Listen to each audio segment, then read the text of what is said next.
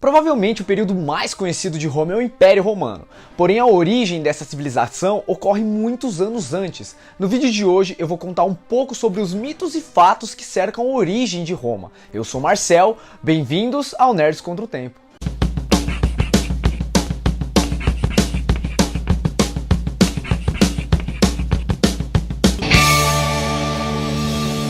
Por falta de uma, Roma tem duas origens diferentes. Uma histórica, aceita pelas ciências humanas como oficial, e uma mitológica, aceita pelos historiadores somente como uma alegoria à realidade. A origem histórica conta que os povos latinos e sabinos se juntaram para se defender contra outros povos. Para isso, eles construíram uma fortaleza às margens do rio Tibre. Essa fortaleza mais pra frente se tornaria a cidade de Roma. Existiam várias cidades ao redor dessa proto-Roma aí, e muitas delas tinham a cultura muito parecida com a grega, e essa cultura acabou influenciando muito o começo da formação de Roma.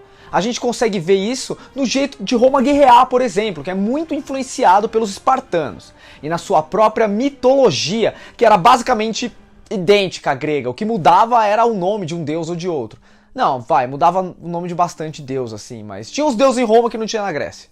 A origem mitológica de Roma, por exemplo, está totalmente ligada com a Guerra de Troia, que faz parte da Ilíada, uma das várias obras do poeta grego Homero. Teve um filme com o Brad Pitt chamado Troia alguns anos atrás. O filme é mais ou menos assim, né? Se você parar pra pensar, não tem muito a parte mitológica, eles meio que tiraram tudo e, na minha opinião, ficou uma desgraça. Mas beleza. Os romanos, eles acreditavam que eram descendentes de Enéas. Meu nome é Enéas! Não esse Enéas. O Enéas mitológico, que foi um troiano que sobreviveu à Guerra de Troia, era filho de um mortal com a deusa do amor Vênus. Sendo assim, ele era um semideus, meio homem, meio deus. Tipo os personagens principais da saga de livros Percy Jackson e os Heróis do Olimpo. Um dos descendentes de Enéas funda a cidade que viria a se tornar Roma. No começo, a cidade era chamada de Alba Longa e era governada por um rei chamado Numitor. Numitor até que era gente boa, mas ele tinha um irmão maldito chamado Amulio, um cara ganancioso que queria o trono. E Amulio deu um golpe de estado e de fato tomou o trono do irmão. Ele prendeu o Numitor e colocou a filha dele, uma menina muito bonita chamada Rhea Silvia, em uma espécie de convento para que ela não pudesse ter descendentes que viessem a reclamar o trono de Numitor. O plano do Amulio até que ia bem, até que apareceu Marte, o deus da guerra, e ele começou a meio que se engraçar pro lado da Rhea Silvia. A menina acabou se rendendo aos encantos do cara, afinal ele era o deus da guerra, né? Então ela engravidou de Marte e teve 2 meninos, Remo e Rômulo.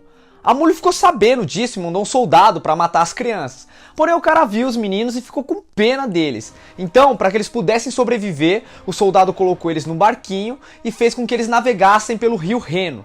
E lá pelo rio eles foram navegando e navegando até que eles foram encontrados por uma loba chamada Lupa. Ela foi mandada por Marte para cuidar e amamentar os meninos. Essa Lupa do mito é a mesma Lupa que cuida do acampamento Júpiter na saga Percy Jackson. Ela faz mais ou menos o mesmo trabalho que o Quirón faz no acampamento Meio Sangue, vocês lembram? Então, a loba cuidou das crianças até que elas foram achadas por um sujeito muito humilde, mas muito honrado chamado Fausto. Assim que os meninos cresceram, eles ficaram fortes e deram um cacete do tio deles lá, o Amulio. E tomaram o trono de volta que era deles por direito. Aí que tá, né?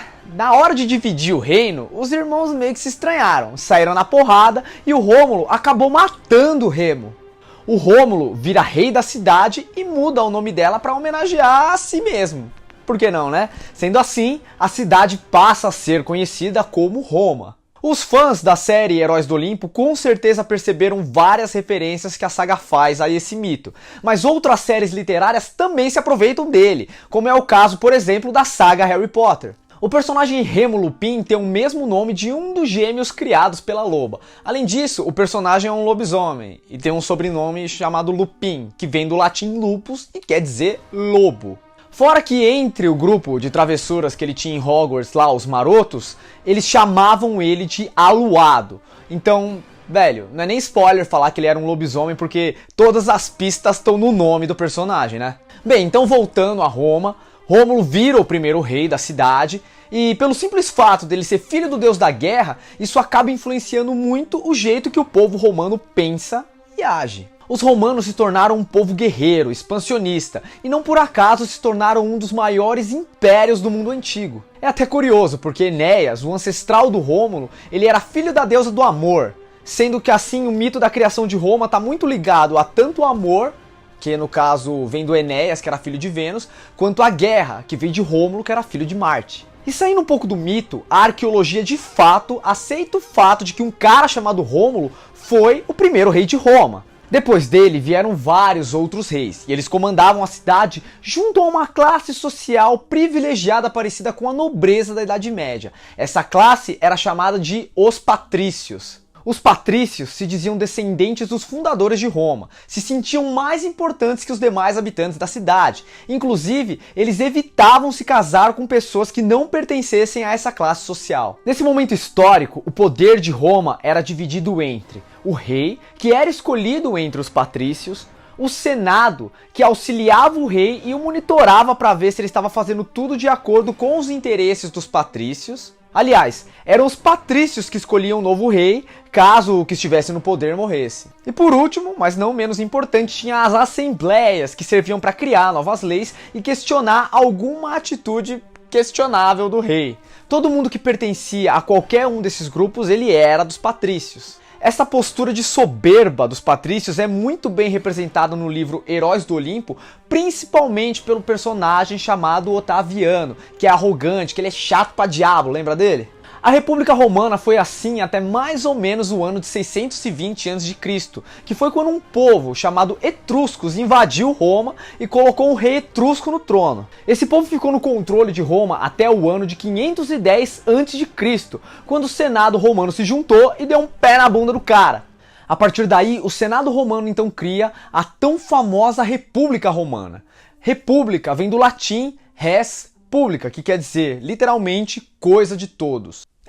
De todos daquele jeito, né? Quem mandava na república ainda eram os patrícios, só que agora o poder era dividido entre os magistrados, que basicamente era um grupo que mandava na coisa toda. Tinha o Senado, que tinha o papel de ficar vigiando e controlando as coisas pelos bastidores, e as assembleias, que teoricamente eram onde o povo participava das eleições para escolher os magistrados. Dentro desse grupo de magistrados a gente tinha o questor, que cuidava de parte da administração e da burocracia, dois pretores, que geralmente eram os responsáveis por aplicar a justiça em Roma, e dois cônsules, que eram os magistrados supremos, eles que convocavam o exército romano caso a cidade entrasse numa guerra. Na saga Heróis do Olimpo, a gente vê que o Percy Jackson, no livro O Filho de Netuno, ele chega a virar pretor do acampamento Júpiter, só que no livro o pretor é meio que um cônsule, meio que misturado com pretor ao mesmo tempo. Quando a situação ficava realmente feia em Roma, os cônsules podiam indicar um ditador. Esse ditador teria poder absoluto em Roma por um período de 6 meses. Durante esse período, ele tinha que dar seu jeito para resolver todos os problemas mais graves que assolavam a cidade. O conceito de ditador romano era bem diferente do conceito que a gente tem hoje em dia, que geralmente é um sujeito que dá um golpe de estado e fica no poder pra sempre, ou até que alguém vai e mata o cara. O presidente Snow dos Jogos Vorazes, ele é bem essa pegada de ditador que temos hoje em dia. A República Romana funcionou desse jeito até surgiu um magistrado chamado Júlio César. Esse cara era embaçado, ele mudou completamente a dinâmica de Roma. Mas isso é um assunto para um próximo vídeo. Então é isso aí, pessoal. Não esquece de deixar um like no vídeo, se inscrever no canal e me seguir nas redes sociais pra gente trocar uma ideia por lá, beleza? Muito obrigado por ver o vídeo até aqui, eu sou o Marcel e até a próxima.